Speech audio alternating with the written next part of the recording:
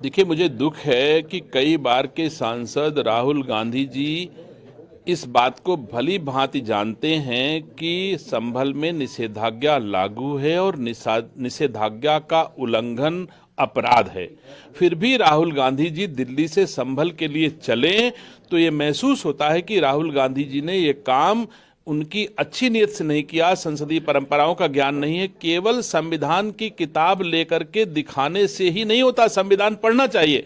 संविधान सम्मत ही निषेधाज्ञा लागू की गई है और कलेक्टर और कमिश्नर ने अगर महसूस किया है कि यहाँ किसी के आने से सौहार्द खराब हो सकता है और अगर राहुल गांधी जी सौहार्द चाहते हैं तो कलेक्टर और कमिश्नर की बात मान करके उनको सौहार्द कायम रखने के लिए वहां नहीं जाना चाहिए था।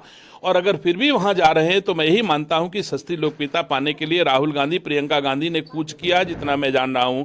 राहुल गांधी प्रियंका गांधी जी चाहते हैं कि हम मीडिया में बने रहें और मीडिया भी निसंदेह मैं कह सकता हूं कि आज सदन में पहली बार चुन करके प्रियंका गांधी जी गई और एक केरल की कसाबू साड़ी, मैं तो जानता नहीं कि कसाबू कहां बनती है, अखबार के माध्यम से ही जाना है, कसाबू साड़ी पहन के चली गई। तो पूरे देश की मीडिया दिखा रहा है कि कसाबू साड़ी पहन के चली गई।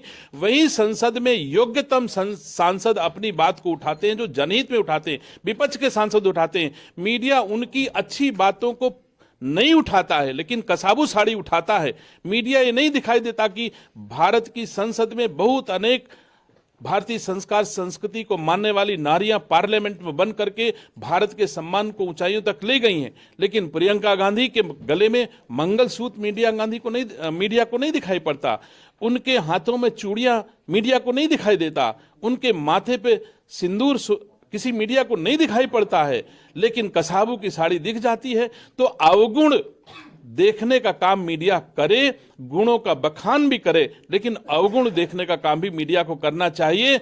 और ऐसी सांसद जो पहली बार निर्वाचित हुई हैं, उनको पहले जो किताब लेकर के खड़ी होकर शपथ ले रही थी उसको थोड़ा पढ़ लेना चाहिए कि डीएम और कमिश्नर को वो अधिकार हैं जो राज्य के गवर्नर को हैं।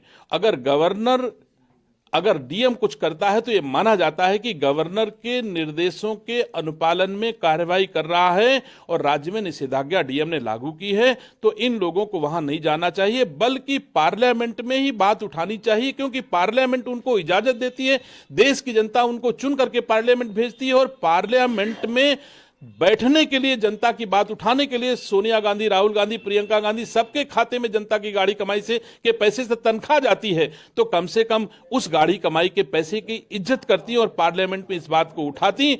और अगर चाहते हैं कि सौहार्द कायम रहे तो जैसे निषेधाज्ञा खत्म हो वैसे उत्तर प्रदेश सरकार इजाजत देगी, और नहीं तो निषेधाज्ञा नहीं होगी तो किसी इजाजत की जरूरत नहीं है। खूब संभल में पिकनिक मनाए जाकर के किसी को कोई दिक्कत नहीं है, लेकिन डीएमएसपी सुनिश्चित कर लेंगे कि यहां किसी के आने से सौहार्द खराब नहीं होगा। उस समय चाहे जो कोई आए सबको इजाजत देंगे, लेकिन इस समय सौहार्द बिगाड़ने का प्रयास अगर कोई करेगा तो उत्तर प्रदेश के यशस्वी मुख्यमंत्री उत्तर प्रदेश की भूमि में किसी को भी अपराध कारित करने की इजाजत नहीं देंगे, चाहे वो राहुल गांधी ही क्यों ना हो, चाहे सोनिया गांधी, प्रियंका गांधी ही क्यों ना हो, चाहे अखिलेश यादव ही क्यों ना हो।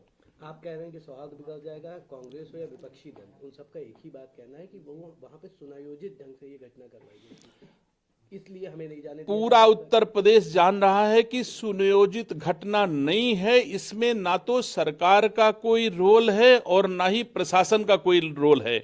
अगर न्यायालय का कोई आदेश होता है तो सरकार भी मानती है और जनता भी मानती है। अगर न्यायालय के आदेश हुए हैं कि यहां पर सर्वे किया जाए तो सरकार का काम है न्यायालय के आदेशों का अनुपालन सुनिश्चित कराना।